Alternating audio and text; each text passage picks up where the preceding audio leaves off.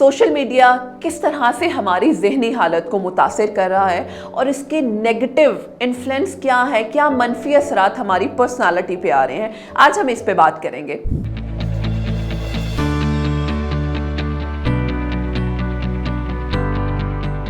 अस्सलाम वालेकुम एवरीवन, मेरा नाम वाफिया मलिक है। बाय प्रोफेशन में क्लिनिकल साइकोलॉजिस्ट यानी माहिर नफ्सियात हूँ।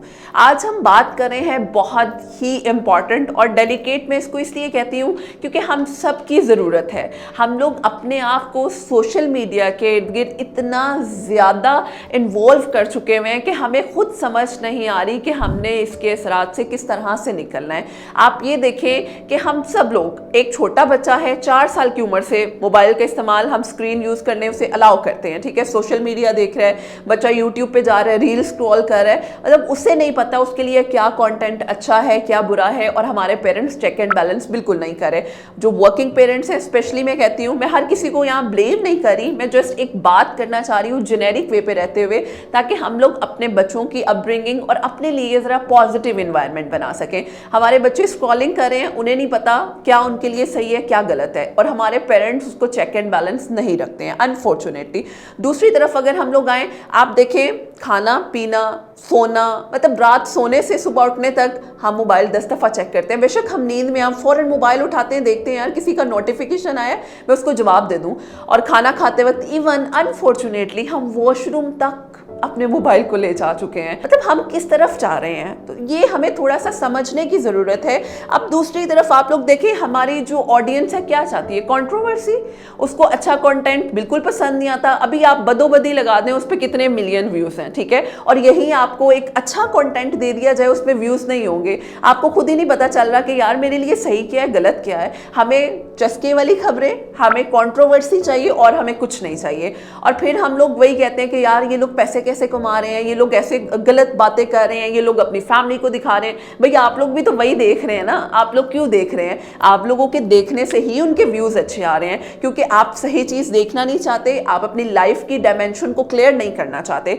तो ये बहुत बड़ा नेगेटिव इफेक्ट है हम सबका, ठीक है। हम लोग खुद अपने आप को इस सोसाइटी की तरफ नेगेटिव रोल में लेकर जा रहे हैं। लगता है बाजार के खाने बहुत खाते हो। जी डॉक्टर साहब, मैं ये मेडिसिन प्रिस्क्राइब कर रहा हूँ, वो आप ले लेना। अब कोई भी मसला हो तो मरहम से डॉक्टर की ऑनलाइन कंसल्टेशन बुक करो, क्योंकि डॉक्टर से बात होगी अब घर पर। दूसरी जो सबसे इंपॉर्टेंट चीज़ ये है, क्योंकि हम लोग देखना यही चाह रहे हैं, हम लोग देखें हम इतने एंशियस होते हैं, आप यकीन माने, आप लोग ये प्रैक्टिकल करके देख लें। आप टिकटॉक इंस्टा पे एक रील निकालें, आपको एक आपके लिए वो क्या कहते हैं एडिक्शन होना शुरू हो जाती है। अब दूसरी रील, तीसरी रील, चौथी, पांचवी, और हमें नहीं पता कितने घंटे हम इसमें लगा देते हैं, क्योंकि हमें मज़ा आ रहा है। और मज़ा क्या है, सीख क्या रहे हैं, कुछ भी नहीं। एट द एंड अगर आप अपने आप से पूछो कि यार आज मैंने इन रील से क्या सीखा, कुछ भी नहीं। हाँ मैंने ये ज़रूर सीखा, फ़लाँ जो है टिकटॉकर वो इतना कमा रहा है, फ़लाँ जो है वो इतना कमा रहा है, ये कैसे कमा रहे हैं। भाई आप उनको ब्लेम करने की बजाय आप खुद क्यों नहीं यूटिलाइज करते। देखिए सोशल मीडिया के बहुत से फ़ायदे हैं,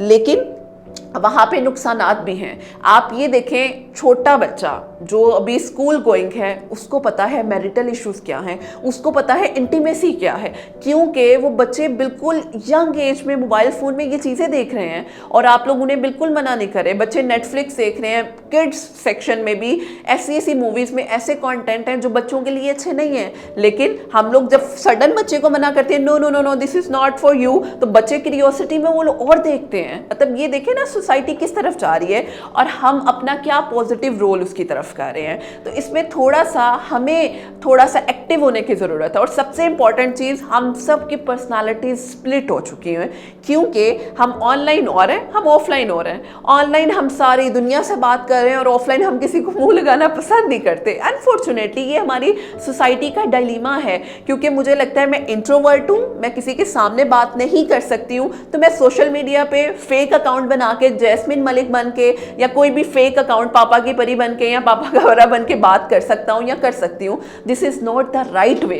और इन पर्सन आपसे वही इंसान बात करेगा, आपको पता ही नहीं होगा यार ये मेरे साथ सोशल मीडिया पे कनेक्ट है। और उसके बाद क्या असरात होते हैं रिलेशनशिप में, हमें पता चलता है जी लड़की लड़के के साथ रिलेशनशिप की बजाय लड़का लड़के के साथ रिलेशनशिप में था, लेकिन उसका फेक अकाउंट लड़की के नाम से था। तो ये देखें अल्टीमेटली ये सारी चीज़ें हमारे माइंड को डिस्टर्ब कर रही हैं। तो this is a alarming situation, आपको समझने की ज़रूरत है।